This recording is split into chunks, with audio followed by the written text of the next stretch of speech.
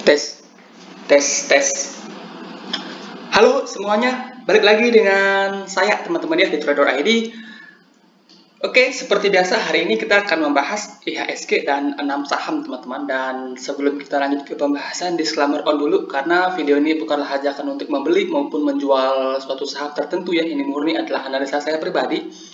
Jadi silakan untuk dianalisa ulang kembali karena nanti keuntungan maupun kerugian itu kembali ke resiko masing-masing. Oke, market hari ini tiba-tiba bagus teman-teman, tiba-tiba bagus, ada inflow yang lumayan di sektor energi yaitu batu bara. Dan dari segi teknikal IHSG itu breakout dari rising wedge-nya. Ternyata rising wedge-nya ini nggak dijebol tapi di breakout teman-teman.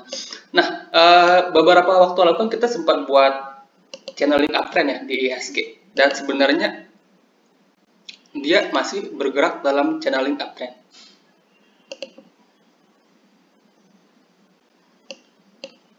Oke.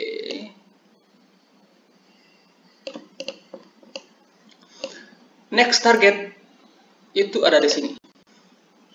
Di sekitaran 7.200. Kita tandain pakai merah. Maybe IHSG bisa ke sini. Sekaligus itu merupakan resisten dari channeling uptrend yang dibuat sejak Januari sampai saat ini. Nah, so far overall sebenarnya masih oke, cuma big caps ya, saham-saham big banks itu udah mulai membosankan, udah mulai ada tanda-tanda akan mengalami penurunan. Apakah akan turun nggak? Kita nggak tahu pasti ya, tapi udah ada tanda-tanda akan mengalami penurunan. Nah, per hari ini pun yang angkat indeks itu saham-saham second liner, yang big capsnya itu hampir semuanya nggak kemana-mana ya hari ini. Dan mover terbesarnya hari ini ada di sektor energi ya, di batu bara, dan dimana batu bara sendiri pernah kita bahas ya kemarin, kita bahas Indi, dan hari ini Indi langsung breakout, dan which is itu menarik teman-teman ya. IHSG so far analisa saya masih belum berubah ya, masih belum berubah. Foreign flow masih kencang, per hari ini juga masih kencang, cuma udah mulai beralih ya, foreign flow-nya udah mulai beralih. Yang sepanjang Januari foreign flow fokus ke big caps, per beberapa hari terakhir itu udah mulai merata ya, udah mulai ada saham-saham second liner yang diakumulasi oleh foreign teman-teman ya. Jadi itu petanda yang menurut saya sih cukup oke ya, cukup menarik. Untuk saat ini juga masih fine-fine aja, cuma masih kurang power untuk naik lebih jauh ya. Maybe hanya sampai 7.200 ya, maybe ya. Habis itu dia koreksi dulu. Koreksi analisa saya seperti itu, tapi nanti yang menentukan market ya. Karena dari market sendiri belum ada sentimen yang begitu bagus. Jadi kalau dia naik maybe mentok ke 7.200 habis itu turun dulu ya. Oke, itu untuk IHSG. Kemudian saham pertama yang akan kita bahas hari ini adalah DOIC teman-teman.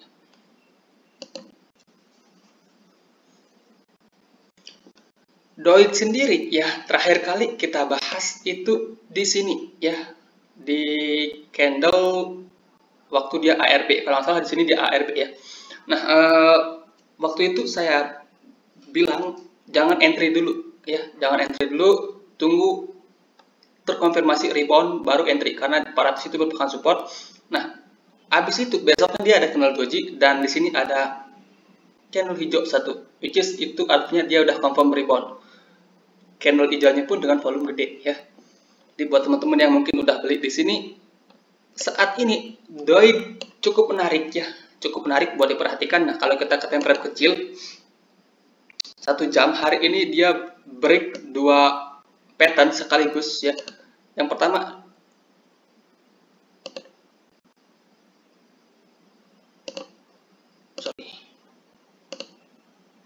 pertama di sini ada cup and handle kecil.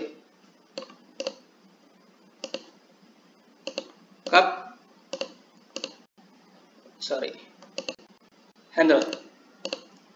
Di sini dia break, volumenya up, teman-teman. Kita perhatikan pas dia break cup and handle, volumenya up. Habis itu ini kita bisa hapus dulu ya.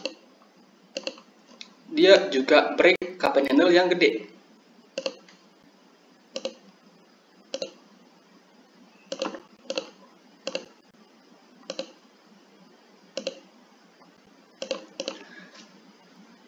Jadi ya, so far Doid ini menarik, teman-teman. Untuk area beli, support terdekat itu ada di 450. And then kalau itu dijebol, maka ada potensi dia akan menguji lagi 430, teman-teman. Jadi dua area itu teman-teman bisa manfaatkan sebagai area entry kalau dia koreksi dengan volume kecil. So far batu bara sih oke. Doid ini so far yang menurut saya menarik juga, karena Doid ini kan katalisnya itu adalah Doid sedang buyback saham, teman-teman. Jadi itu bisa jadi katalis tambahan untuk Doid sendiri. So far oke untuk Doid. Kemudian satu lagi batu bara yang menarik itu ada Adaro.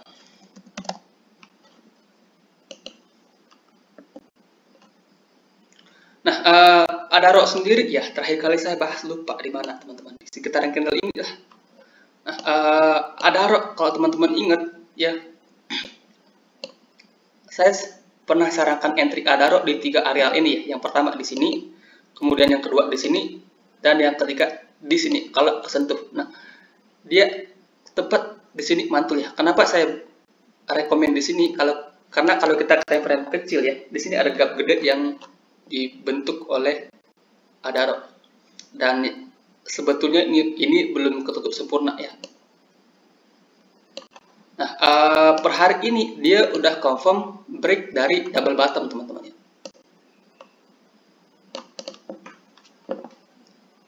Ini bottom pertamanya. Kemudian ini bottom kedua. Dengan target kenaikan harusnya Adaro bisa ke sekitaran 3130-an, maybe ya. Nah, untuk saat ini buat teman-teman yang tertarik entry Adaro, tunggu dia pullback ke sini. Kalau dia pullback ya di sekitaran harga 2900 sampai 2870. Itu adalah area pullbacknya. Untuk titik stop lossnya itu teman-teman bisa set di bawah 2800 ya. Kalau close di bawah 2800. So far menurut saya sih Adaro ini masih menarik ya. Saham-saham batu bara menurut saya belum over. Adaro ini salah satu yang menurut saya trennya dari segi tren ya. Dari segi tren ini yang paling bagus, teman-teman. Dia terus membentuk higher high, higher low, kemudian bentuk higher high, ini higher low-nya, maybe dia akan bentuk higher high lagi. Hopefully dia bentuk higher high lagi di sini ya. So far Adaro oke. Adaro, Doid, Indi oke ya. Nah, hari ini saya nangkapnya Indi, teman-teman ya, karena Indi kan udah pernah saya bahas kemarin. Dan saya punya rule sendiri, dimana kalau saya entry sebuah saham, satu sektor itu maksimal 2, itu pun jarang sekali saya ya.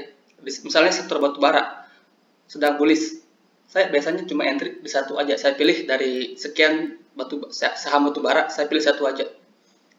Itu rule saya, teman-teman ya. Misalnya kan 2020 konstruksi naik, saya cuma pilih satu aja ya. Walaupun semuanya naik, saya cuma pilih satu aja. Karena kenapa ya? Kalau tiba-tiba dia turun barengan, kalau teman-teman entry misalnya 3, 4 di sektor yang sama, kalau tiba-tiba dia turun barengan, teman-teman akan pusing ya. Itulah fungsinya diversify, teman-teman ya. Jadi batubara teman-teman bisa pilih antara Doid, Adaro, kemudian Indi, atau PTBA, atau IPMG ya. Pilih aja salah satu, teman-teman ya. Jangan maksimal 2 lah, jangan sampai lebih dari 2.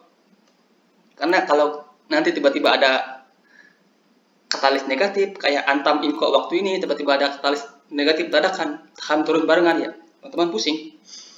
Ya. Oke, itu untuk Adaro ya, so far juga masih oke. Kemudian ada MLPL yang menurut saya cukup menarik ya, dalam tanda kutip, tapi ini agak risky ya, agak risky. Nah, MLPL terakhir kali kita bahas kalau nggak salah di sekitaran sini ya, lupa saya waktu itu saya sarankan untuk beli di sini di sekitaran harga 230 sampai 220 teman-teman. Ini tepat rebound di sini. Nah,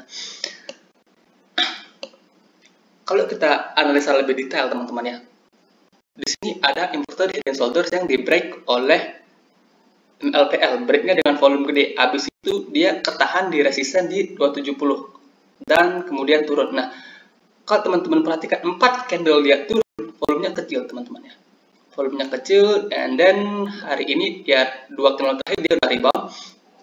Nah, harapan saya di sini dia membentuk cup and handle, di mana cupnya ini udah jadi. Harapan saya di sini buat handle baru ya, maka dengan potensi dia akan kembali menguji 270-nya ya. Jadi untuk saat ini buat teman-teman yang tertarik untuk MLPL, support terdekat itu ada di 230 220 ya. Kalau di area itu teman-teman bisa manfaatkan untuk entry ya.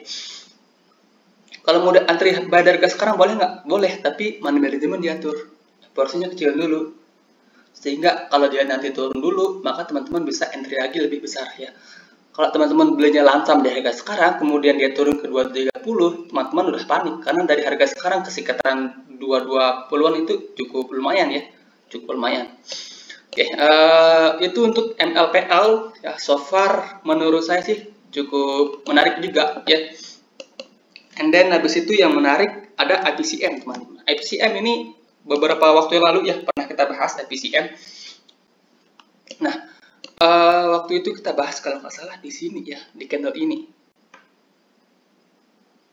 Oke, per hari ini ya, waktu itu IPCM breakout dari double bottom dengan target double bottomnya itu sendiri ada di sekitaran 340 teman-teman. Nah, 1, 2, 3, 4, 5 candle terakhir dia ketahan di resisten di 320 ya, ini ada resisten di 320, dia ketahan di situ. Nah, harapan saya dia membuat pattern inverted head and shoulders. Di sini shoulder kanan udah jadi, kemudian ini potensi menjadi headnya yang gede ini.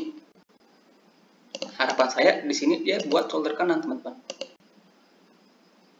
Jadi strateginya gimana? Ketika IPCM ini turun mendekati 300, maka di situ udah boleh teman-teman entry. Di harga sekarang pun sebenarnya boleh ya untuk entry. Kalau kita tarik dari harga sekarang ke 300 itu sekitaran 4-5% ya. Kalau teman-teman pasang stop loss di 292 itu sekitaran 7%. Jadi di harga sekarang sebenarnya IPCM itu udah menarik ya untuk dicicil tipis-tipis sampai 300. Nah, beberapa titik di bawah 300 teman-teman bisa pasang stop loss di situ ya. So far cukup oke ya menurut saya untuk IPCM ini. Dia konsolidasi dengan volume minor, kemudian beberapa di sini ya pas dia mulai rebound ada candle-candle yang gede. Ada volume-volume yang gede di sini, which is menurut saya ada something yang akan terjadi di IPCM ini. Entah itu laporan keuangan atau lain sebagainya ya. Oke, itu untuk IPCM. Kemudian BBHI yang juga cukup menarik ya, BBHI. Oke, tunggu sebentar ya. Kok macet tuh Ben?